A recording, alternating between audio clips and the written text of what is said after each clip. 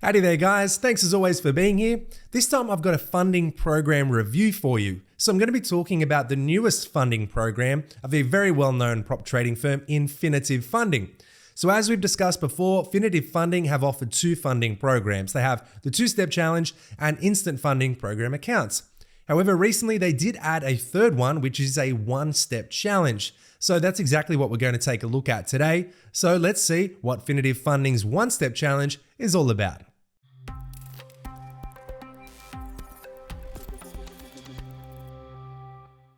Alright guys, so diving into Finotive Funding's one-step challenge account, which aims to identify disciplined and talented traders who are then rewarded for their consistency in a one-phase evaluation period.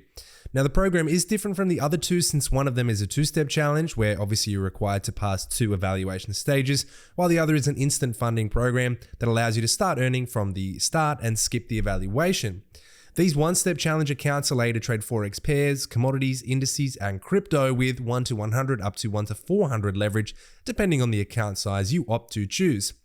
Finotive Funding allows traders to choose from 7 different one-step challenge accounts. You can choose between the 2.5, 5, 10, 25, 50, 100, and $200,000 account sizes that all have the exact same trading objectives and rules. In addition, you should also note that funding can be received in USD, Euros, and Great British Pounds. So let's check out what the evaluation stage requires us to achieve. Let's start with the trading objectives of the evaluation phase. The evaluation phase requires each trader to reach a profit target of 10% while not surpassing their 4% maximum daily loss or 7.5% maximum overall loss rules. Your evaluation account has no minimum or maximum trading day requirements. The only requirement to become funded is hitting the profit target. Now, by completing the evaluation phase, you are awarded a funded account, obviously what we're going for, where you have no profit targets. You're only required to respect the 4% maximum daily loss or 7.5% maximum overall loss rules. Your first payout is 2 calendar days from the day you place your first position on your funded account. When you receive your first payout, all of your next payouts will then be based on a weekly basis. Your profit split will be 75% all the way up to 95% based on the profit you make on your funded account. So now that we've gone through the one-step challenge trading objectives, let's check the scaling plan. One-step evaluation program accounts, as I mentioned, do have a scaling plan. Now to become eligible to scale your account, the only requirement is to reach a profit target that is required for your specific one-step evaluation funding account phase. You're eligible to scale your account once you reach your profit target. Note that if you scale your account, you won't be able to withdraw your profits. So for example, the profit target for your $100,000 account is 8%. So week 1, you gain 4%. Week 2, you might gain 7%. Your total profits have reached 11%, which makes you eligible for a scale up since you have reached the 8% profit target. However, since you made a 3% greater profit, you can withdraw first the 3% profit and after request to scale your account with the remaining 8% profit that is required, which I really like that feature.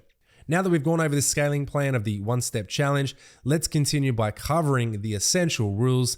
So the profit target for the evaluation phase is a flat 10%. However, when you reach funded status, there is a withdrawal profit target of 2.5%. Next rules, maximum daily loss and maximum overall loss limits are super critical. The maximum daily loss is obviously the maximum loss that a trader can reach on a daily basis before the account is violated. Now, all Finotive Funding one-step challenge account sizes have a maximum daily loss of 4%. And the maximum overall loss, on the other hand, well, it is the maximum overall loss that a trader can reach before the account is violated. And all account sizes have a maximum loss of 7.5%. The next rule is probably the most important one, which is the no gambling mentality rule, which means that traders are not allowed to trade based on an all or nothing mentality. Violating this rule can result in preventing the progress from evaluation to funded status, refusal to provide a withdrawal of profits, or refusal to be able to scale your funded account. So really important. Now, the following situations count as signs of gambling or reckless trading.